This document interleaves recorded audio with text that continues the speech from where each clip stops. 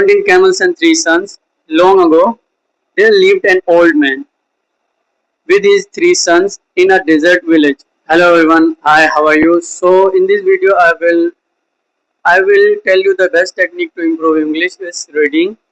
You can also speak, write, and when it's time to read you feel awkward, you mispronounce the word. So in this video I will also improve my English to read the stories, and also it will help me to improve my English, and also it will help me to learn new words.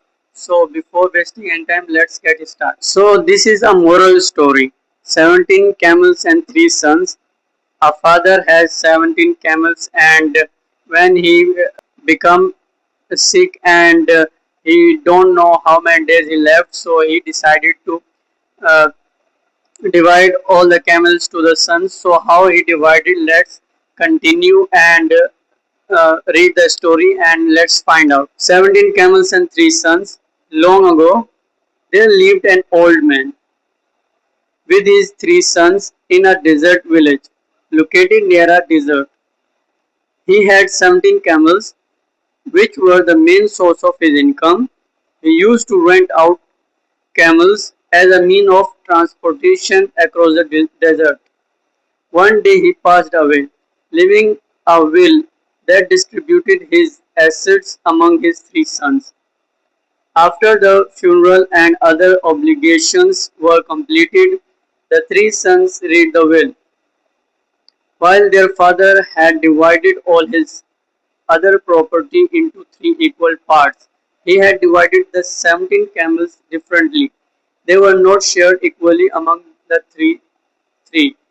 As 17 is an odd number and a prime number that cannot be divided evenly, the old man had stated that the eldest son would own head of the 17 camels.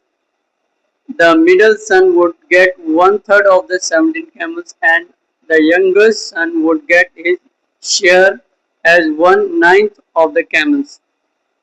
All of them were stunned to read the will and questioned how they could divide the 17 camels as specified.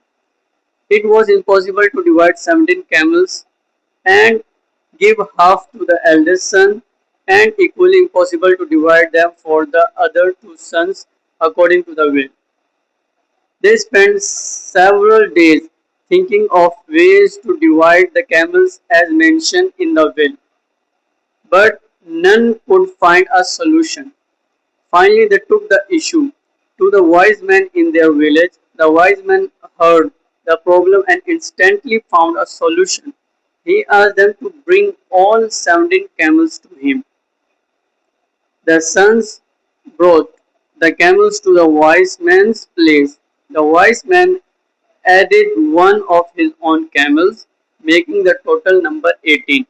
Now he asked the first sons to read the will. As per the will, the eldest son got half the camels, which now counted to 18 divided by 2 equal to 9 camels. The eldest son received 9 camels as his share.